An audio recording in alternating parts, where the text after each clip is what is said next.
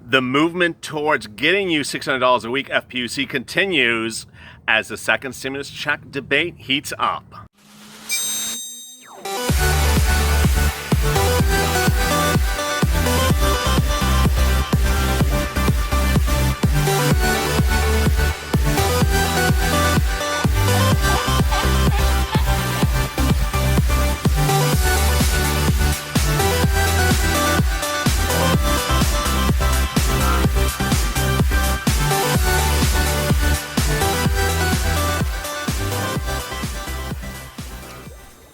Hey, good afternoon, everybody. It's Sunday afternoon. Hope you're good and safe. This is Afternoons LALATE. Hope your day and weekend is going wonderful. This is our 2-hour programming block that starts every Sunday at 3:30 Pacific Standard Time with the check, then hazard pay 30 minutes later, FPUC this video, and finally rent assistance. Big developments overnight about FPUC. As I predicted, and it sure enough happened, every major politician that could have something to say about FPUC said something on Sunday morning news. Whether you believe it or not, let me get right to the details. The big details overnight are that a second stimulus package is close to getting approved. We reported this first on Friday with several news reports suggesting that the second stimulus package is now very close to finalization, that the president has digressed from Mitch McConnell, who wrote that ridiculous bill called the HEALS Act that didn't do much of anything, and has been dispatching his team to get the negotiations done and finalized, and that a few items are still remaining. Sunday morning, Chuck Schumer confirmed that. He is one of the 4 people in the negotiations, saying that a few items still remain, but they made very good progress in a massive overnight-long negotiation session yesterday. What's happening with FPUC? Well, it's exactly what I had predicted for you. That everyone in the room of those 4 people were going to be booked on Sunday morning news and going to trash talk the other one. And they did exactly that. It's like you could, write this script and say, hey, do it. It was like a bad Real Housewives episode. So ironically, it was the reaction which became more the news than what these people actually said. MNUCHIN, just that one word, MNUCHIN, was trending on Twitter all morning and afternoon with a basic reference to let them eat cake. The quote at issue was the one he said on Sunday morning news about $600 a week. He said that we don't want to, meaning him, doesn't want to give $600 a week because people are getting rich on it and they're staying at home and collecting a lot of money and they're profiting off the U.S. government. Well, social media had enough of it. This was not the first time they've heard this remark. They heard it from Mitch McConnell back in May, but in May, the economy was a little bit different then. In May, some people had jobs. In May, some people were able to make rent. The economic situation is far worse today. We're at the financial cliff now, the edge, or we're over it. We're collapsing. And MNUCHIN was basically giving a let them eat cake line, and social media had it. Mark Meadows, I personally thought, made the biggest mistake of the morning of all the remarks, because he said this one. He said, Americans, I'm urging you, and this was on, I think it was on CBS Morning News, Americans, I urge you to call your senators and representatives and tell them to demand Nancy and Chuck to give you $200 a week because you're owed $200 a week and they're withholding your $200 a week, and we need to move forward and get your $200 a week. You see why Mark Meadows was described by Associated Press as an unsophisticated negotiator and really out of his league in this whole environment. The reason why is because Mr. Meadows is unaware or is ignoring the polling numbers on the $200 a week. Let's make it very clear. No one supports the $200 a week. Republicans don't support it. Republican states don't support it. Republican state senators don't report it. Republican constituents don't report it. Swing states that the president has to win for the fall election don't support it. Everyone supports $600 a week. I mean, did you not see this coming? Someone who got $600 last week, and you're telling them to survive on $200 a week, when you haven't given them stimulus checks for several months, when you haven't given them hazard pay, when you haven't given them a lot of other money that they're owed. Now you're saying just survive on $200 a week. Oh, and by the way,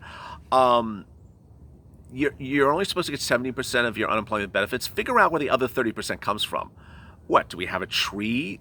It reminds me of that guy in the Trump administration. You know which one I'm talking about, that older guy, who earlier during the pandemic said that Americans who are struggling to make rent and pay their unemployment and don't have enough unemployment benefits should start selling off their assets like their artworks. What? So Mark Meadows' remarks were just a little bit Twilight-ish zone, but I thought it was more like it was Saturday morning cartoons and you just had a politician on board. It was really ridiculous. So where are we on the $600 and the $200 and what's happening? Well, basically, there's no movement for the Democrats, and there will never be a movement for the Democrats on the $600 a week, allegedly, is where we're at. Ironically, the Republican negotiators in the room, MNUCHIN and Meadows, say that that's the case, that Nancy and Chuck have said they're not moving on $600 a week. They're demanding the $600 a week, and they're demanding exactly how the HEROES Act writes it, which is $600 a week into January 2021. And you know what? They're right. The viewers of this channel have unanimously said that, hey, we need assistance not just for this week, but we need assistance for a couple of weeks, a couple months. You didn't give us assistance correctly over the last few weeks. And stop saying you're going to do things short term because no one gets enough money short term. That's what the overriding remarks of this channel have been in the comments, where people said, hey, we are supposed to get a check in March, but then you promised one us for April and May and June, but you said it was a short term. You're going to get to those other ones later. It was just a short term solution. Well, you never got to the other things. And that's what Nancy and Chuck are saying is like, enough already. Stop with these short term fixes. Let's do this correctly and thoroughly. And apparently everyone involved and constituents are agreeing it's $600 a week. What are we talking about then as to where we go into Monday? Well, on Friday, the president hilariously showed that he does not support Mitch McConnell. In the morning, Mitch McConnell was saying, we need $200 a week. We need $200 a week. And then the president tweeted, you know what? We need $600 a week. We need $600 a week. And I support $600 a week. And I want to give you $600 a week right now. This is the president's message to the American public. But Nancy and Chuck aren't allowing me to give you $600 a week right now. That is really where the optics of the situation are at the moment. That the president, who is really the moving force on this second stimulus package for purposes of the Republicans, and I'll explain to you that in a second why. I know that's a little confusing, is basically saying, give them the friggin' $600 a week. I mean, enough already. Give them the $600 a week. Nancy and Chuck want to give you the $600 a week, but the president wants to make it look like, this is what he's clearly trying to do, make it look like he's giving you something better than the Democrats, or blame the Democrats that there's an impasse, or blame the Democrats that you haven't gotten your $600 this week in the mail or last week. There's a blame game going on. And to tell you the truth, I mean, I would think most Americans can figure that out. I don't think I have to tell you that. Everyone's to blame. Congress scheduled FPUC, that's $600 a week that goes on top of UI benefits and PUA benefits, to expire when on vacation. They wrote the original CARES Act for FPUC to expire when you're on vacation. Who does that? I mean, you can either call that deliberate or you can call it completely inept. But at some point, they had to have realized what they had done, not because I was mentioning it in a lot of videos, but because broadcast news finally picked it up and said, hey, why did you have it expire while the entire Senate and Congress was on vacation? It was to expire and no one was to be around to help not expire it, to extend it.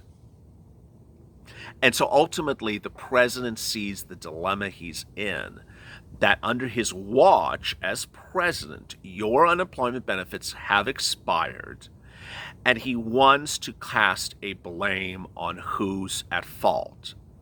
Ironically, and this is ironically, it's not his fault because he didn't write the bill or schedule its expiration date. Congress did.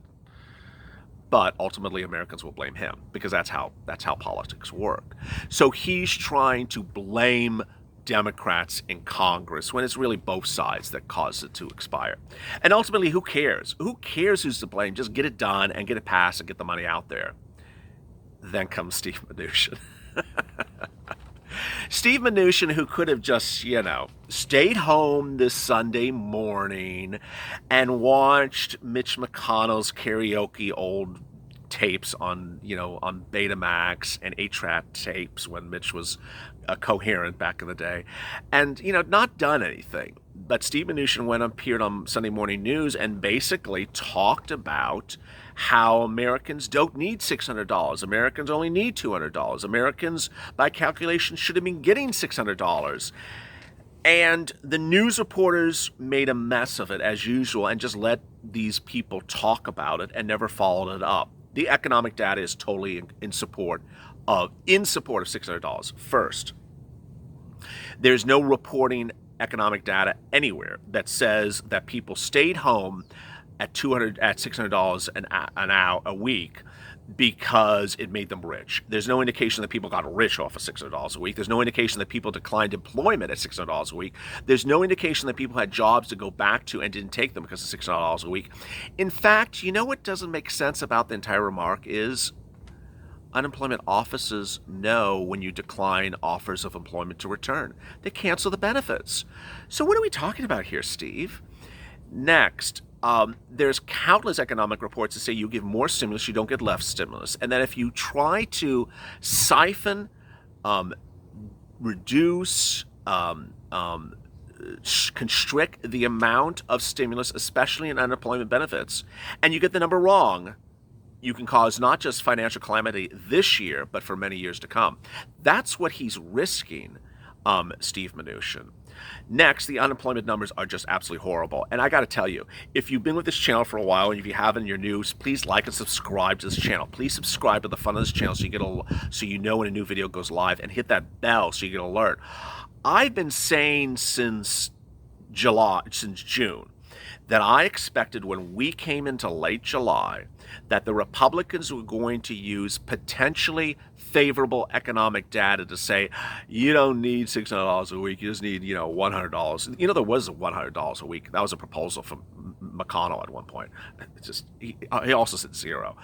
And I said they're going to rely on really out of touch, potentially favorable economic data and say you don't need unemployment benefits. Guess what? Yeah, you know what I'm about to say. There is no good economic data. It doesn't exist anymore. Whereas in May, you may have had a little bit here and there, and you may have had new home sales were good, and this was good. There's nothing good anymore for anyone to bootstrap and say, I'm not giving you benefits because there's something good out there. No, everything is bad. All the economic reports are bad, and so that supports why the $600 a week, not $200 a week.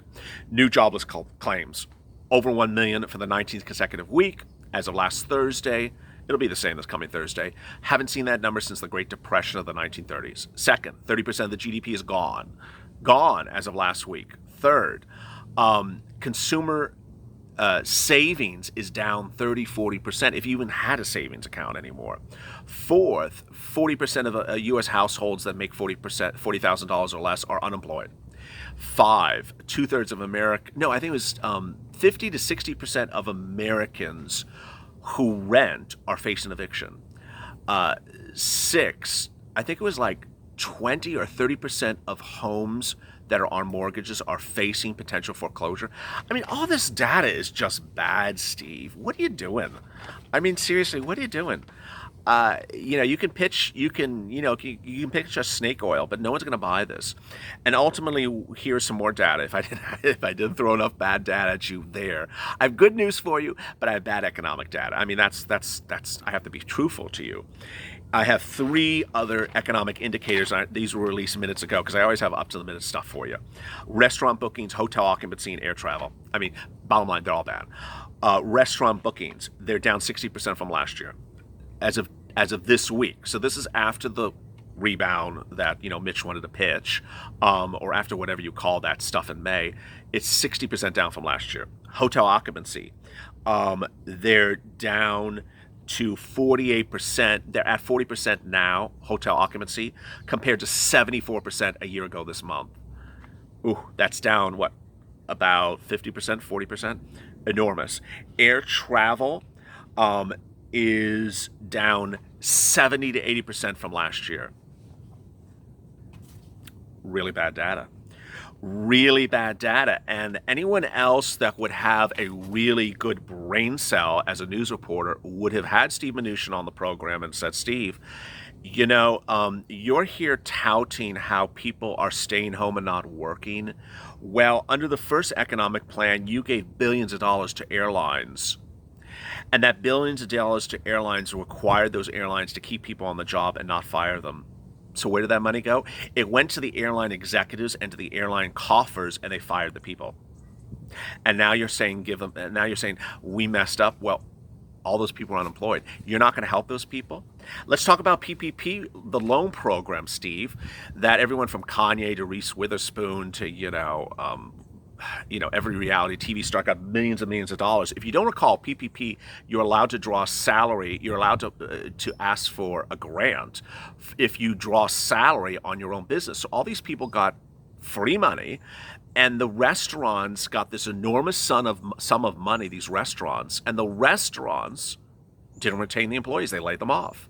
So again, you're doing this thing where you're throwing money at businesses and you're not throwing money at employees. In fact, you're telling employees to just get through it, struggle, don't complain, don't try to get rich off of it. You didn't say that to airlines. You didn't say that to restaurants. And how dare you now say that Americans, in July, with 64,000 new cases of COVID per day, are getting rich on the American economy.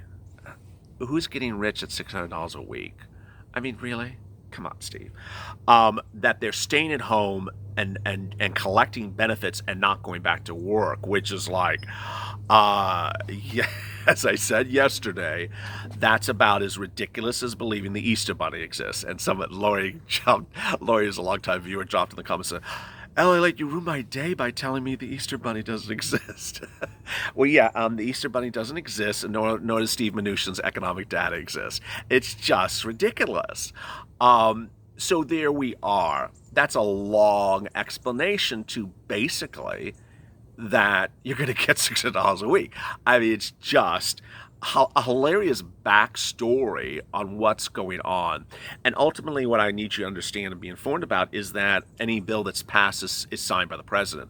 The president can veto or approve anything. So ultimately, that's why he's hands-on on this one, because he's just not going to support something that he doesn't want to approve. Coming up after this is rent eviction moratorium, which is a little bit like this one, but even more clear, where the president supports eviction moratoriums, but Mitch, when he wrote his wonderful bill giving big businesses a lot of bailouts, didn't include anything for evictions. So I guess Mitch wants half of the state of Kentucky to be homeless tomorrow morning. Boy, the Hot Mess Express is in second gear, heading into third gear. But let's put the brakes on it. Let's get through it. Let's stay positive. Let's stay motivated. Let's stay focused. Thanks for tuning in on this windy afternoon. I hope you're good and safe. I'm glad the hurricane in Florida has settled down. And join me on the next video, minutes from now, on rent assistance. Stay positive and stay in LA for more.